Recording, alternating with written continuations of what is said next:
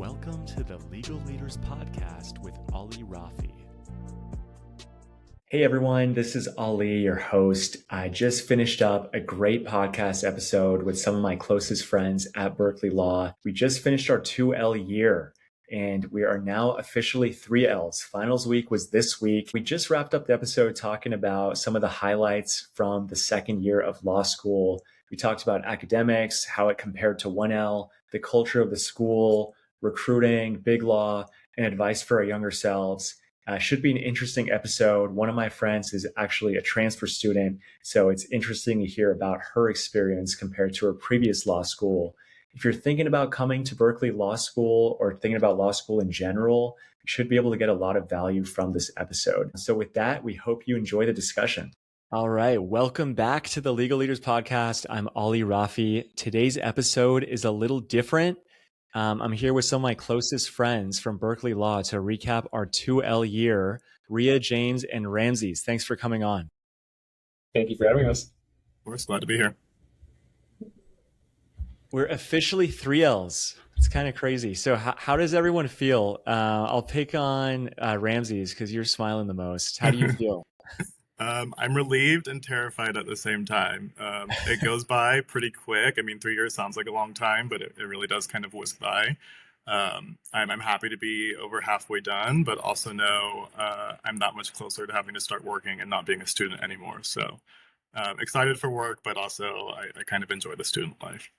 Totally agree. James, how about you? Yeah, no, I'm definitely excited to be closer to graduating myself, but I'm gonna miss being a student here. I mean, Berkeley is such a wonderful place, and with such wonderful people, and everyone from Berkeley Law. I feel like at least half the class is going somewhere like California, so I'm gonna miss a lot of my friends from there. True. Riya, how about you? I think I'm excited and sad at the same time. I was actually just talking to one of my friends yesterday, and I was like, I'm not going to have a summer break ever again, or a winter break or spring break. So those were some things I'll miss. Awesome. Well, let's start with brief intros. Let's just start with where everyone's from, what you did last summer and what you're doing this summer. And then just off the top of your head, what extracurriculars you did this year. So I'll go first. I was at Goodwin last summer in Redwood City. I'll be at Cooley this summer in Palo Alto. Extracurriculars, I was in the Berkeley Business Law Journal with actually, I think all of you guys were in that journal as well. I was in AI at Berkeley Law. I did the ADR negotiation team. I did an M&A competition, and I interned at a VC firm for about 6 months during the academic year. So it was so hectic. Like what they say about 2L being busy is so true. Like it's like you try not to sign up for too many things, but like there's just so much opportunity that you just end up getting kind of overloaded sometimes. So yeah, I'll go to you, James. How about you? Yeah, no, it's been a busy year here as well. But I was at Cooley, Palo Alto last summer, and then this summer I'll be at Cooley, Palo Alto, and MoFo SF. And I mean, this year's been crazy. I was in ELQ, BBLJ. I'm the co-leader for military veterans at Berkeley Law. Yeah, so it's just been a lot, but it's been good. I mean, now that you're 2L and you can kind of pick your own schedule, you can devote more to your extracurriculars and pro bono work. So that's been a huge boon. Yeah, Riya, how about you? You're the only one. You're a transfer student on the podcast, which is super exciting. So yeah, why don't you tell us about yourself? So I went to Fenimore in Oakland last summer. I'll be at Kirkland and Ellis this summer. And I do think my 1L to 2L was quite hard just because I had to also deal with transferring into a whole new environment. I do think I kind of overloaded myself a lot in the first semester. I ended up becoming a supervising editor at BBLJ. And then I also took on a slip project at Berkeley for an asylum thing. And then I also had a full course load of classes. And so I think that in combined like to the environment that I was adjusting to, I do think it was pretty hard for me, but I was doing much better second semester. How many units did you take? I took 16 my first semester here. Okay. I did 15. What about you, Rameses? Yeah, I was at the New Business Community Law Clinic last summer. It's a nonprofit organization that serves small businesses, mainly in the Central Valley. And then I continued that through a field placement last semester. And then this semester, I've just been continuing working pro bono. Next summer, I'll be at Goodwin in San Francisco. Besides that, James and I actually did together a VCIC competition at Berkeley Law School. I was the senior development chair for the Berkeley Business Law Journal, and I've been transitioning into my new role as the editor-in-chief of the journal for next year. Congrats. And then I also, thank you, yeah, appreciate that. I'll also be leading BClaw next year. It's the new iteration of MBCLC on campus. It's a student project that helps students do startup work with clients. So nice. Good for that. Yeah. So many things. It's like there's just so many opportunities, so many things to get involved with. Let's go into the academics. So I want to ask about how the workload compared academically between 1L and 2L, and just get everyone's thoughts on the grading system. Obviously, we have the pass, honors, high honors system. So I'm curious, how was the workload? How was the grading system for you all? I'll go to Riya because was the grading system different at ASU?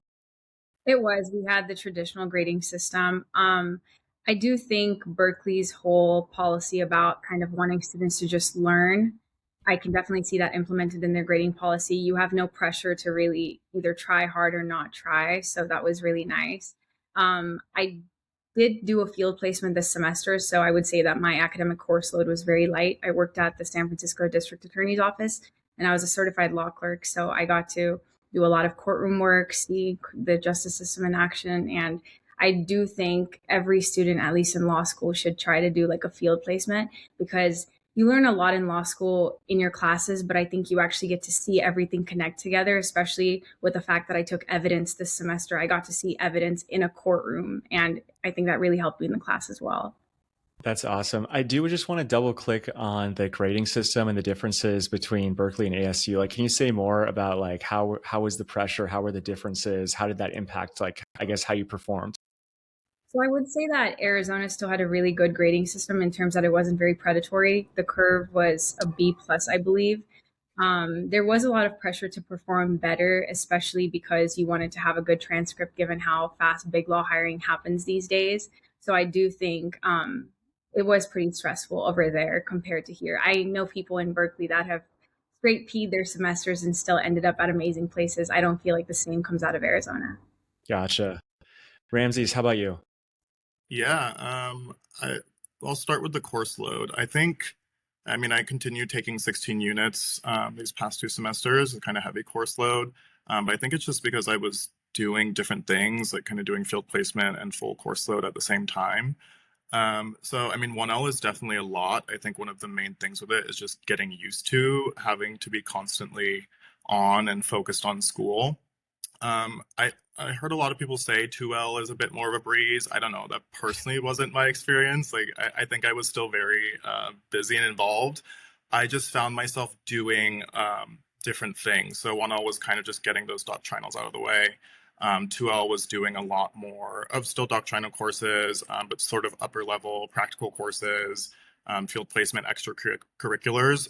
So in some ways, it was nice to just be tapping into different parts of my brain and different interests. But it did still feel like quite a bit. Looking back, though, I'm glad I did everything. I think I got a lot of really cool experience and some pretty unique experience you might not get at other schools. So yeah, it was a lot, but it was enjoyable. Go ahead. Just on the topic of doctrinals, have you been saving them to get closer to the bar, or have you knocked most of them out of the way? I kind of knocked a good amount out. I have 2 that I still need to finish. I need to finish property. Common law property is not required anymore, but definitely going to take it just for bar prep. Common law is the last actual doctrinal that I need to do. And I'll probably do a couple more that will just be tested on the bar, but aren't required for graduation. So I think I had a decent spread. I tried to take at least 1 to 2 per semester. But I was very interested, and I want to go into corporate work after graduating. So for me, it was kind of important to get early on some experience in those sort of courses. And so I've peppered those through my past couple of semesters. So yeah, I think I've got a good balance. I would echo that. Like, there are so many good corporate law classes, so many business law courses. I think that is, for me, has been awesome at Berkeley to just have so many opportunities to take those classes. James, what about you? I've really enjoyed this last year of being able to pick my own courses and not having the stress of job hunting. I think that takes away like most of the pressure, but there's just a lot of freedom that you get when you can craft your own schedule. I haven't really taken too many doctrinals. I'm pushing them more towards the bar, but I've been able to take like JSP classes, which is like our jurisprudence policy courses, and I've been able to take like a class like on tyranny. I took critical race theory with the dean, so I've really branched out. And then next semester, I'm definitely going to take some Haas classes. So you have freedom to take all the doctrinals and tax classes you want, but you can also explore some other stuff out there too. So that's been really fun. I do regret not saving more doctrinals closer to the bar. I'll be honest. I kind of was trying to knock them out early on, but I believe I don't have any left. So we'll see how much I remember when we get closer to the bar. I do want to add that I took a Haas class, an MBA class, which you can take like a couple a year and they count towards your JD. And I really enjoyed it. I think like that's one of the nice things about Berkeley is you can sort of like mingle with the MBAs and really just tap into that network. And so I would highly recommend if anyone has an opportunity to take a Haas class. Anyone have any thoughts on that? Yeah, I haven't done it yet, but something considering doing. James and I like to take a lot of classes together, so we'll probably end up doing one of those together. But yeah, I mean, it's a really cool experience. I mean, Haas is right next to law school. It's a great community, especially going into corporate work. I think it's a good network to build.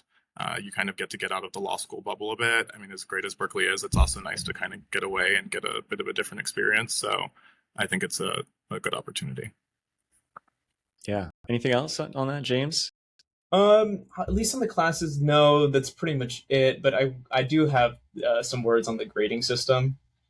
It's quite generous. I really like it. It gives you a lot of optionality. Like, yes, it sucks if you're like on the precipice of getting an H. Like you get. Did we explain the grading system at all yet? Go ahead. Most students end up getting a P, actually. So the majority of grades are just a pass. That's 60% of the class.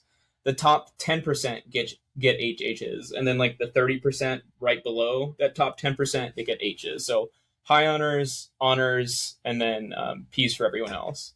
And I mean, it's tough, like if you're on the precipice, like I said, but it kind of protects everyone who like doesn't like meet that, because to employers, it's kind of all the same. And I had friends that interviewed with a lot of New York firms, and they were pretty generous, and they didn't have any problems getting jobs over there, like even with straight P's. So I think it's good for the students. And then because Berkeley is such a strong school to, get a job out of, it doesn't hurt us on that end either. Totally agree. Like if you get a P, you have no idea where you are on that scale of the 60% of students that got that P. You don't know if it's a high P, a low P, close to not passing. Keeps our peace though, Exactly. Awesome. All right, let's move a little bit more into extracurriculars. Which one was your favorite extracurricular? And I'll also add in like, how did you all feel about, I guess, the pressure to be on a journal, whether it's CLR or otherwise? And I'll start with you, Riya.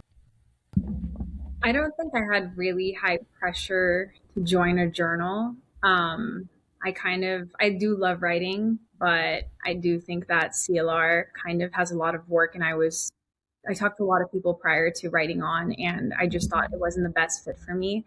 But in terms of extracurricular, I did don't join the BBLJ, which I thought was fantastic. I got to still use my blue booking skills in there. And I think everyone is a great writer here as well. And my field placement was technically an extracurricular, even though I got units out of it. I do think that was very amazing. It was a new experience for me. I love the fact that I didn't really have to be on school. I think I was only at school for 2 days a week this semester. Kind of felt like I didn't go to school at all. But I do think that was the favorite part of 2L. Yeah, you had been speaking really highly of that externship for every time you're like, oh my gosh, I got to work on X, Y, and Z case without revealing details, of course. Yeah, of course. But yeah, that's really cool. Ramses, how about you? Yeah, I think I'm kind of tied with BBLJ, the Business Law Journal, and NBCLC, the New Business Community Law Clinic. So I felt kind of pressure to join student organizations or like a slip my first semester.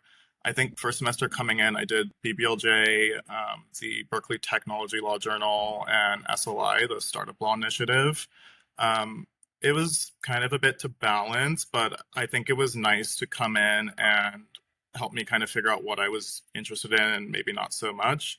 and also just to meet people from different groups and backgrounds.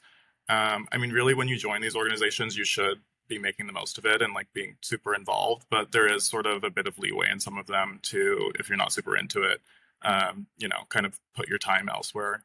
So it doesn't have to be too much of a investment. But I ended up really loving the Business Law Journal.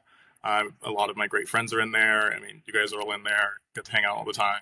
I was the social chair, so I got to plan like the fun events for us this last year. So that was a great way to kind of just blow off some steam and kind of build community outside of the more academic side of things. I'm really excited to be the editor-in-chief next year, continuing our publication, and then also just really helping adapt to this accelerated recruiting timeline. We've got a lot of great programming coming up next year to kind of help serve our students. So for me, it's really a cool way to give back to my community and to the law school. And then the New Business Community Law Clinic I've loved as well. As I said, I did my 1L summer there, I did a field placement, and now I just do it on a volunteer basis. What I really enjoy about working there is getting to work directly with clients. I get to do a lot of sort of real world work. You do drafting, legal research, clients come with specific needs, and you're sort of there from their intake at an office hour, doing an interview with them, trying to diagnose what they need, what they think they need versus what they actually need. You get to work directly with the supervising attorneys. You get really good training experience. It gives you a lot of feedback as you sort of develop anything from an email memo to a more elaborate typed up document memo. And you really get to make like a positive impact in people's lives. So I found that useful. We have so many wonderful SLPs and other organizations that do a lot of public interest work. I've really enjoyed being able to do something, kind of helping people when they're at a moment trying to springboard their lives and kind of make a positive change, start a business. I think that community gets a bit neglected and that they do need pro bono support as well. So yeah, I really enjoyed both. Yeah, I mean, it's awesome. I mean, editor-in-chief of BBLJ, you're doing so many things. Yeah, congrats on all your success on that. Appreciate it. James, what were some of your favorite things that you're involved with? It's all good. I mean, it's 2L, so if you didn't like something 1L, you can drop it by this point. But I've had a great time. I won't speak too much to the Business Law Journal because everyone's on it here, but I've loved it. I did the blog post, so every semester I'd write a thing or two, and it was really good to have like some FaceTime up on websites, and our pictures get sent out in like the school's emails, and that's always fun to post on LinkedIn. But I really enjoyed Environmental Law Quarterly the most. I'm sorry, guys. I still love BBLJ, but it's kind of like a forced friendship thing. They have these office hours every week where we meet with like a cohort of 10 other ELQ members, and we just chat. Sometimes we talk about environmental justice, but most of the time it's just like a friend hangout. And then we also have trips, Yosemite, Big Sur. So those are always a lot of fun. And then on the pro bono side, I'm a veteran, so I help out with military veterans at Berkeley Law, which is like the organization. I was a co-leader this year, and it was really fun and like nice being able to, help the next generation of people that are coming through, like talking to the new admitted students, hosting like happy hours for everyone, helping them all get jobs. And then with LUB, which is Legal Obstacles Veterans Encounter, that's like our pro bono clinic for veterans that are like seeking discharge upgrades, or just kind of any kind of assistance with that. And it's just good to actually like apply like our legal skills and interact with the community and give back a little bit. Amazing. It's all been good though. So many opportunities. I'll talk about the ADR team. That was probably my favorite, which is they do like a bunch of competitions. So they have like trial team, M&A. What am I missing, y'all? They just have a bunch of teams. Like I can't remember off the top of my head, but anyway, I was on the negotiation team. So you do a class and you do a competition or two every year. Some of them are like national. So you go to like Tulane or Chicago or whatever. Mine was at UCLA, and it was like a mock M&A negotiation competition. There were schools from all over the country, and the judges were like practitioners or like, partners from Sidley and all these big law firms actually judging it. And it was just like really good to get that practical experience because we were prepping for like 2 months and we had a couple rounds. And so, I mean, I'm no expert, but I feel like we had to learn these issues like inside and out when we had that much time to prep for it. So that was like my favorite thing. I got a lot out of it. Um, yeah. Anyone have any thoughts on that before we move on? And he also received an award. I was about to ask, did you win?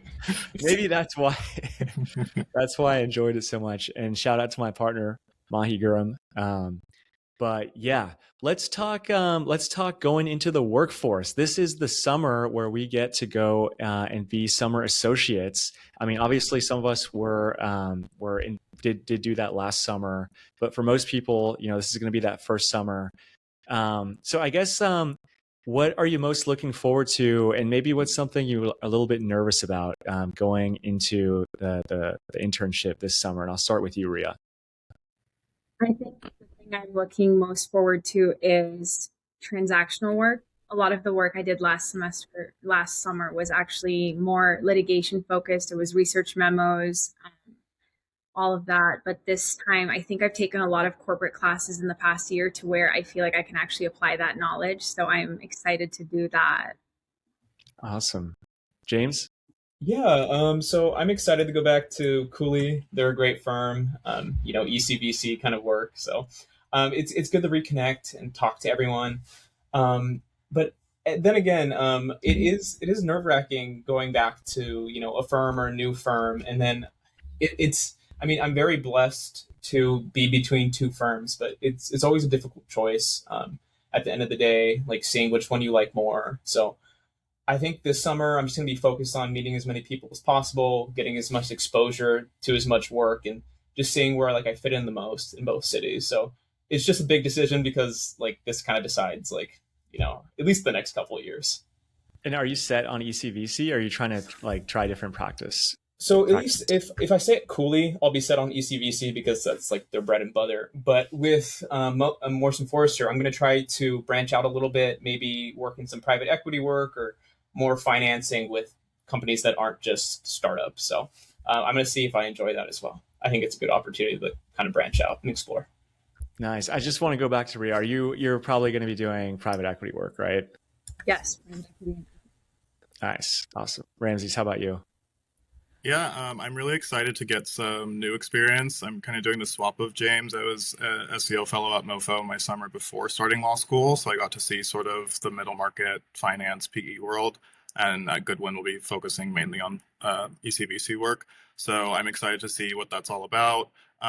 Really, my goal is to see if I can get a good grasp on what sort of group I want to slot into within that. As I understand it, Goodwin's kind of split up by industry. So kind of figuring out what I want my specialty to be. Excited to meet new people. I think the summer is just such a wonderful opportunity to get some insight onto a firm and build connections with people that'll be your colleagues and potential mentors. So really looking forward to that. I'm excited to be back in the city too. I love Berkeley, but it's kind of fun to be in the hustle and bustle of San Francisco. So more than San Diego? It's kind of won me over a little bit. I hope to be back to San Diego at some point, but I think it's a bit more fast paced up here, which is kind of suits me for this point in my life. So nice, Yeah. awesome. Question. Yes. You three are interested in ECVC. What exactly was the point in time that you were like, oh, I think this is cool. Let me do this. I am a little bit older, so I worked before law school. And I worked in tech. I was an account executive. I was in sales for a couple tech companies, a couple startups. And so that's how I got exposed to like in-house work, commercial work, and I guess a little bit of corporate work and what that kind of looked like. So I knew I wanted to do that before I even started law school. So yeah. Ramses, how about you? yeah, when I was in undergrad and after graduating, I was a writing tutor. And for me, I really just enjoyed working directly with people on sort of their projects and helping them see them through from start to finish. And so, really getting the opportunity to do client facing work early on was a big draw for me. And I think ECVC within the corporate space is definitely somewhere you can do that.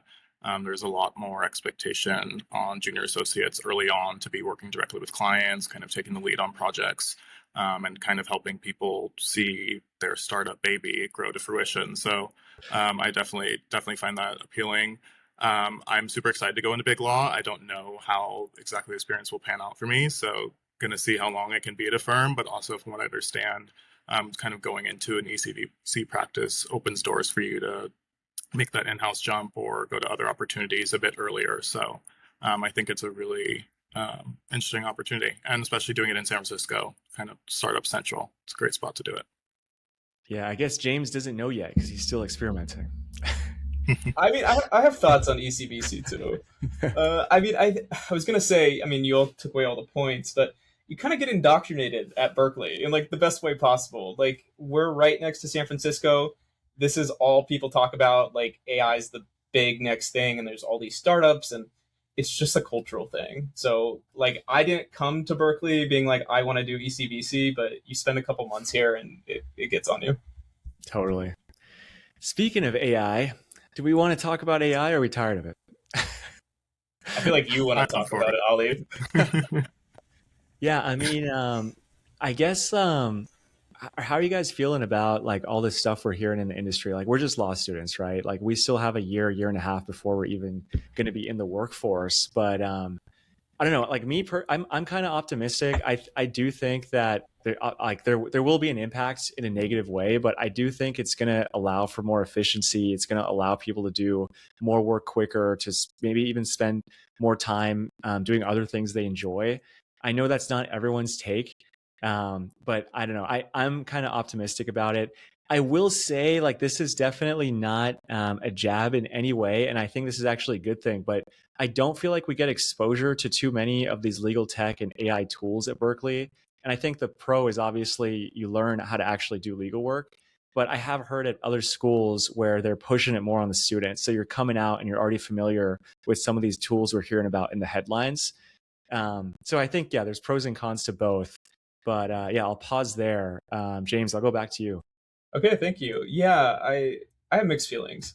I think it's actually a good thing that Berkeley is not very AI forward. Like when I have children, I'm probably not going to let them have a phone or an iPad or internet access until they're 13. Maybe that's just me, but I think you kind of have to have like a basis and learn what you're doing first. Because not saying like I would want to take shortcuts, but it's very hard to like, we're under a lot of pressure. And if our school was like encouraging us to use AI, like to do my readings for me or the equivalent of Quimby, like I'd probably take it. So I'm kind of glad it's not pushed on us just for like my own personal development. But I think it's kind of like the internet or cell phones. Like we don't have a choice. Like it's going to be pushed on everyone, and you're going to have to adapt, or you're going to be left behind. So I'm sure when I get to Cooley or MoFo or both, they're going to have AI programs that we're going to need to get on board with because it does change everything. It makes work faster. You can take on more, and if you're not using it, you're at a disadvantage. So from a learning aspect, I think it's best to avoid AI, but like work's about productivity, and it's a tool. Totally. Ramses, how about you? Yeah, I mean, apart from the negative impacts AI has on like the world and society, I personally think it's a pretty great tool. I use it frequently and build it into my workflows wherever I can. I think it's in some ways obviously going to have negative impacts, but I kind of agree Ollie a bit with the fact that I think it kind of gets rid of some of the rote, mundane tasks that no one really wants to be spending their time doing and kind of helps you speed things up. For me, I find it really helpful as a baseline to sort of start my research, just kind of getting a thread going and then being able to go then independently and go in and do my own sort of critical thinking on things. I think it's definitely helped me with drafting, trying to get pieces together quicker so I can get to the meat of things. Yeah, so I build it in. Speaking to some associates I know, like first and second years, they've sort of discussed how it's getting rolled out in the firms and it's something they're expected to be doing, and clients are sort of expecting it as well. So I think it's definitely to our advantage to be using it, all the way up to speaking to people in-house. I spoke with a mentor who works at Amazon in their AWS, and she was essentially like, you need to be using AI. Like I use it in everything. And it is so important to our work and to getting things done efficiently. So kind of as James was saying, I think, yeah, you're at a bit of a disadvantage if you don't know how to use it. I know it's been kind of quickly evolving. I would have liked to see Berkeley respond a bit quicker and kind of introduce some more ways for us to use it in a responsible manner, in a way that allows us to still be growing as lawyers, building our critical thinking skills, but also equipping ourselves to use these new tools that are becoming so important in the industry. Great points. Riya, how about you? I mean, you mentioned the really good parts of AI, which I absolutely agree with, but I think I'm right in the middle in the sense that I don't feel like we're going to be affected by it as much. But let's say the 5 years from now, the kids that are in law school now, I think they'd have depended on ChatGPT for their entire college experience. I do think like there is something about creative thinking without AI that is going to be completely missing. I'm not going to let my kids touch AI as long as I can. I do want them to use their own brain and think, because as much as it does speed time up, it does make you lazy. You don't really go thinking about things. And also, I think AI is like limited to what's already on the internet. The whole point of like human thinking is to come up with new ideas. So I do think it limits us in that way. But other than that, I think it's a great source. I do love that. I think I joined a writing class where the professor was like, hey, you can use AI, but you need to tell me exactly where you used AI. And I think that was really nice, just being transparent about where you used it. Yeah, echo what everyone said. It's interesting. A lot of tech executives have been, they've seen like viral articles about how they limit their own kids' exposures to screens when they're the ones that, are in charge of these companies and these systems that are designed to addict us in a lot of ways. So it's been interesting. Have you all seen stuff like that online? Yeah, I mean, I think it makes sense. Like I think there's a huge difference between like a learning environment and like a profession or like a productivity area. Because like when you're at work or you have your own business, like the ultimate goal is to take care of your clients and to generate income. And you do that by having like a good job that's done. And AI is a tool that helps with that. But if your goal is to learn in school and like be able to critically think and really work through things, a machine that thinks for you isn't going to be very conducive to that. So like a productivity, great for that, but actually like learning, not so much. Yeah, great points. Let's move on to culture and friends, and let's get a little vulnerable for a little bit. So I want to ask, what is the culture like at Berkeley? I know that's broad. Like, is it collegial? Are people sharing outlines? Is it hyper competitive? Is it cliquey? How are the friend groups? And I'll start with you, Riya, because you transferred in, so I know sometimes it can be a little bit harder to make those social connections. So yeah. I think it's been an amazing time in terms of finding my lifelong best friends. Like, name dropping you, Carlos, Laith. I do think I found my group, and I think everyone here collaborates a lot. People are very open to like sharing outlines, talking about like things openly. And I mean, I've heard about schools where it's like people will change the outlines to like screw your chances Crazy. better grade. I don't really think that's true, and I hope that's not true, but I've never seen anything snarky like that at Berkeley. And then also, I do think in regards to the LLMs, I know they're only here for a year, but you do form some pretty nice friendships with them as well. True. True. Yeah. Ramses, how about you? Yeah, I mean, I would say it's a bit of a mix. I think the grading system definitely lends towards a more collaborative approach. Um, and I think there's a good spread. Berkeley's pretty good at picking a spread of people from sort of different backgrounds and personalities. Where, I mean, you do have those people that are really here to be gunning to be at the top of their class, and for them, that's kind of the main focus.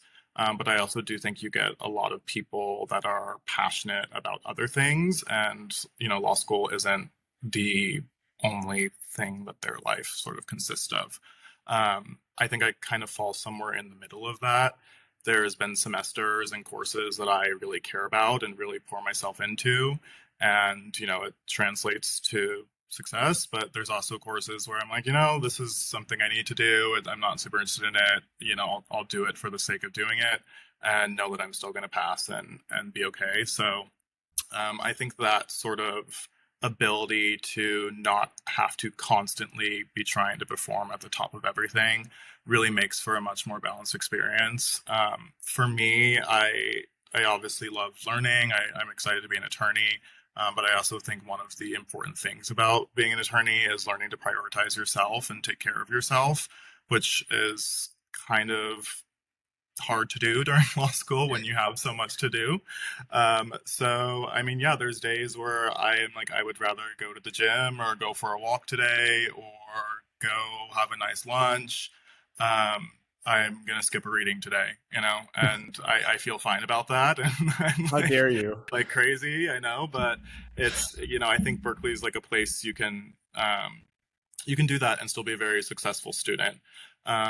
And the funny thing is, like, there's, sometimes I've missed a class and someone will send me an outline before I even ask for it. Like, hey, notice we're here today. Like, here's the notes from today. And that's just, that's kind of been my standard experience here. And I think the cool thing about the sort of spread of students that are here is that you're able to kind of find your people. A lot of my friend group is pretty similar to me. We're here to become great attorneys and to devote ourselves to school, but also we enjoy going out for a day in the city or just relaxing, spending the weekend together. So I think we have a pretty good balance here. You touched on so many things. Like, it's incredibly diverse, which is awesome. The location is great. I heard a little bit of anti-gunner mentality in what you said, which is, it's funny. Like, I feel like there's not really that much gunner mentality. Like, even though people who are like They're really low-key about it. Exactly. They're still gunners. Are you a gunner, James? Not open about it. Depends on the class. I think that's kind of the Berkeley grading magic, is the classes I don't particularly interest me as much, I won't put as much effort. But like the classes that I do care about, yeah. I'll put extra effort.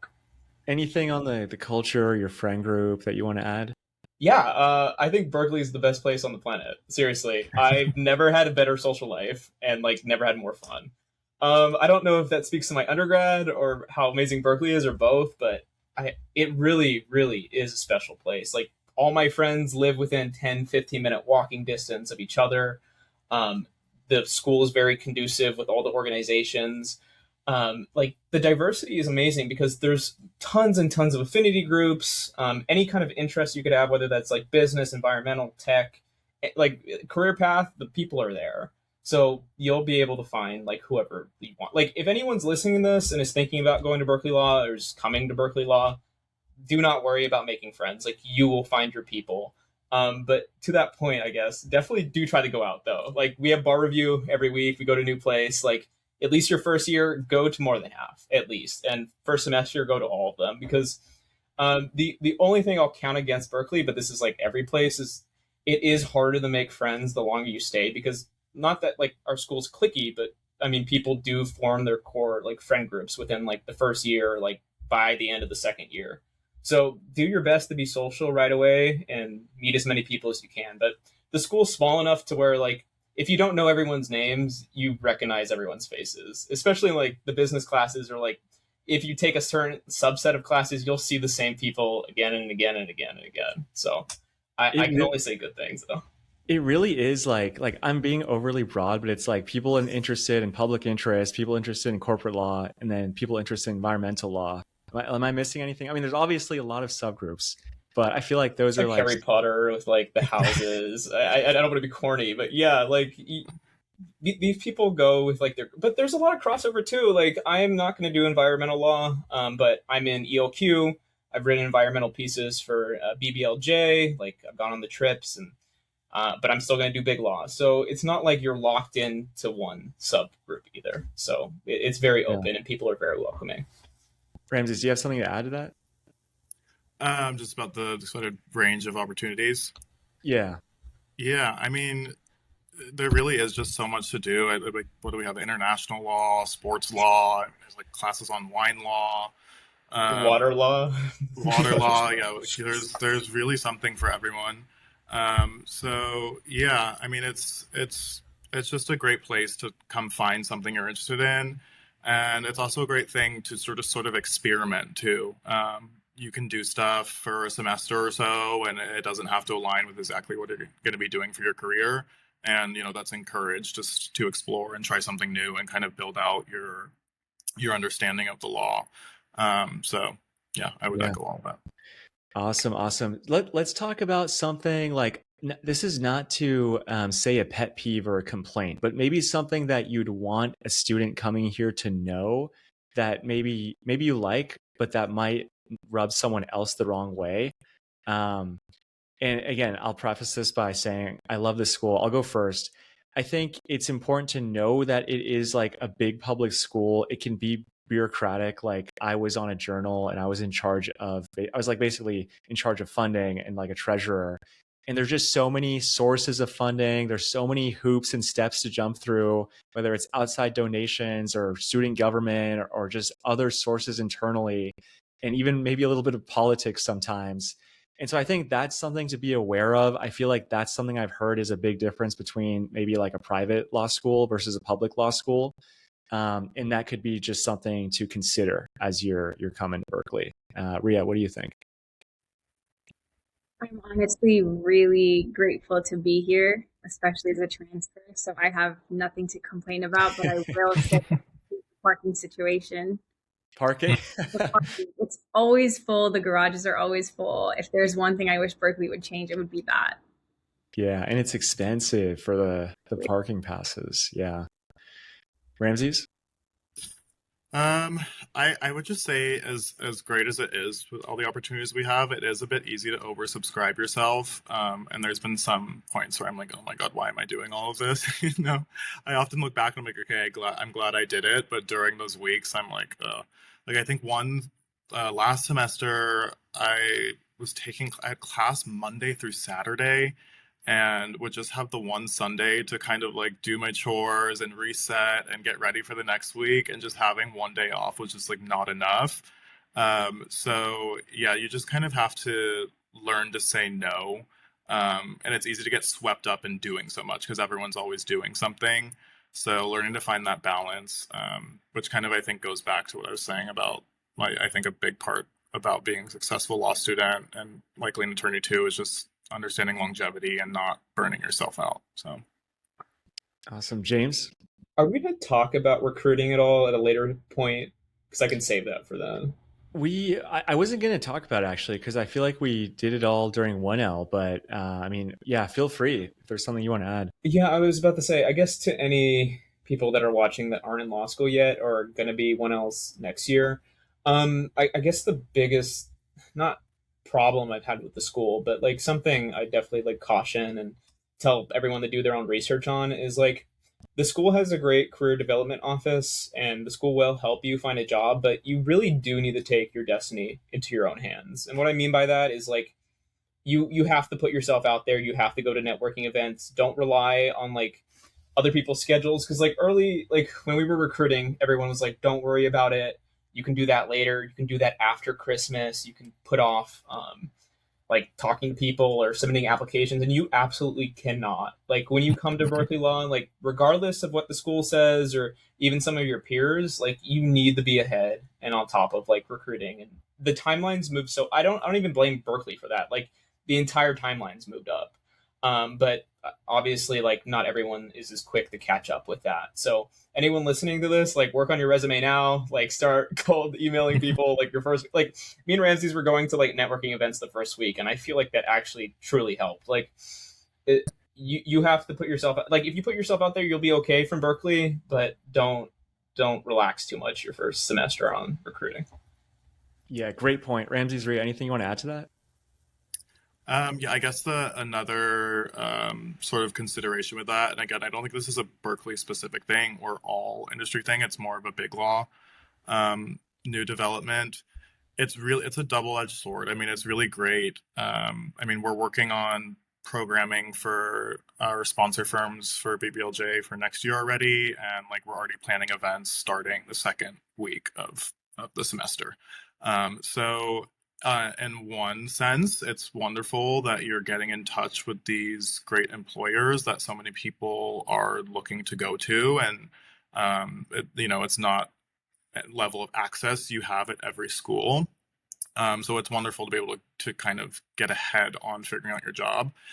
In the other sense, I think people coming in won't necessarily have an understanding of what big law is and what the practice is, and the sort of small considerations you should be thinking about. When you look at these firms, they can look quite similar, but it's really important to understand what office are you going to. Maybe a firm is known for its like real estate group, but maybe only in San Francisco are they big on real estate. And if you go down to San Diego, then they don't really do that there. Understanding like a free market system versus an assignment system. Is your firm going to be somewhere where it's kind of horizontal, where you're working, it's fine to send an email to a partner, or is it a bit more vertical where you've got to get things reviewed by a junior associate, then a mid-level, and a senior? And all of these things like have a pretty big impact on what your experience is going to be like.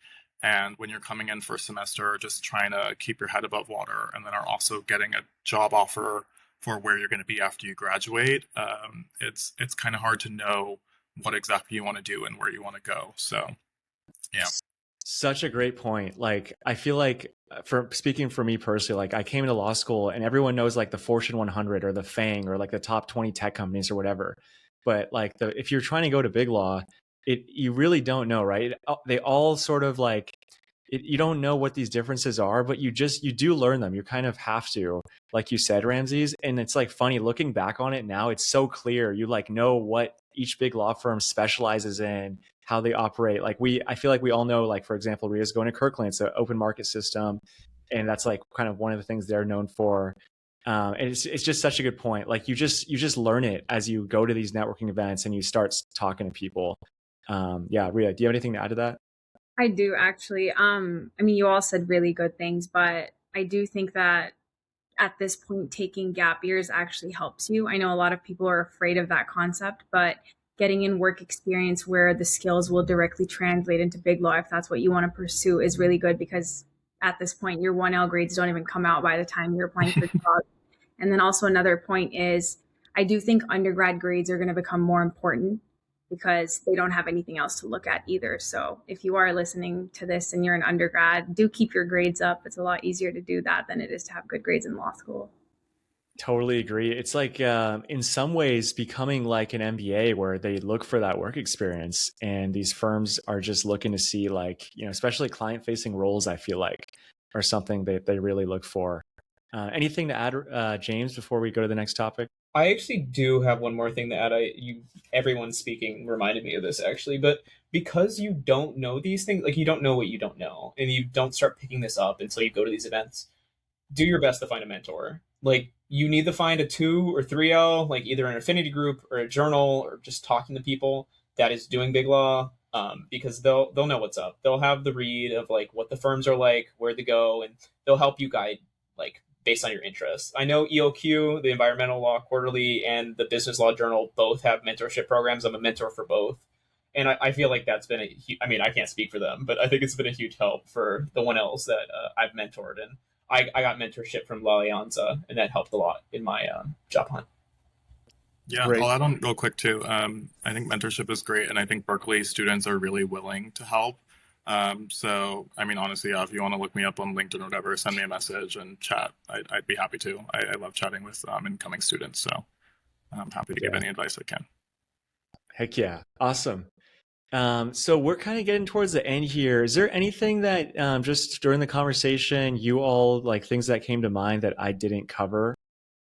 I'll just open it up right now. Let's go ask Claude.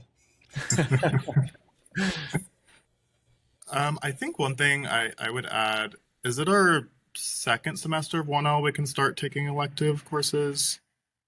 Yeah. Yeah, spring. Yeah, I think, yeah. Or is it? Yeah, 1L spring. So I think that's pretty unique and cool about Berkeley. For me, one of the courses, I knew I wanted to go into corporate law. And so my 1L spring, the elective course, one of the electives I took was business associations.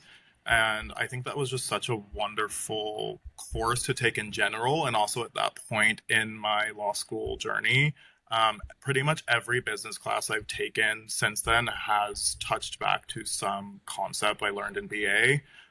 So I think it's just really cool at Berkeley how you can shape your experience so early on. So yeah, put some thought into what classes you take that 1L spring for your elective, and sort of the further implications it'll have on what you end up taking or kind of prepared for. Yeah, great point, because you need BA to take a lot of those upper level business classes. That's a good segue. I mean, anything you wish you would tell your younger self, or you would tell incoming 1Ls at Berkeley? I'll go to you, Riya.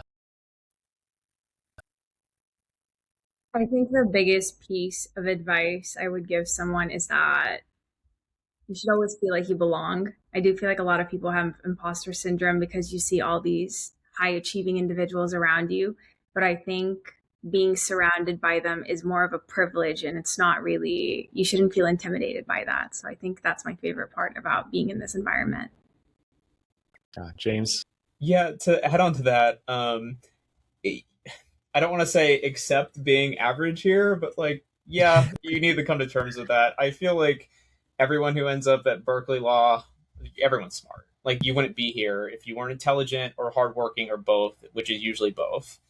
And with the grading system, like, it's curved. Only so many people can get like so many high grades. So, like, you pick and choose your battles. Like, you take the classes that you really like and you do well in those, and you put your efforts where like they're best served. And with that, like, it's definitely an adjustment. Like, I don't know, at least for me, like, I went from like being like top of my like undergrad to just being another person here, and it's a great opportunity. I've never been pushed more, and I've never learned more, and I think it's been amazing. But it is an adjustment period, and I feel like people just need to be like aware that like it's okay.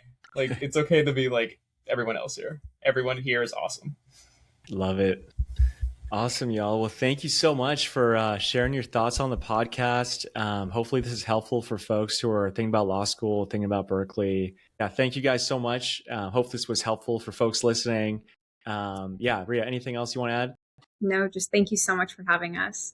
Thank you. James, Ramses? It's been a pleasure. Add us on LinkedIn, or at least you can add me. Yeah, reach out if you have any questions. Seriously, I'm always open to call, look anything over that you need. So just let me know. Ramses? Yeah, I kind of reiterate the same. Thanks for having us on. It's been fun. Same thing. Reach out if you need anything, and also just take care of yourself during law school. It's hard too. There's so much going on, but I think looking back, that's like one of the things I'm most glad I've done is kind of prioritize my personal well-being. Everything else will kind of work its way out. So, Love it. Awesome. Thanks, everyone.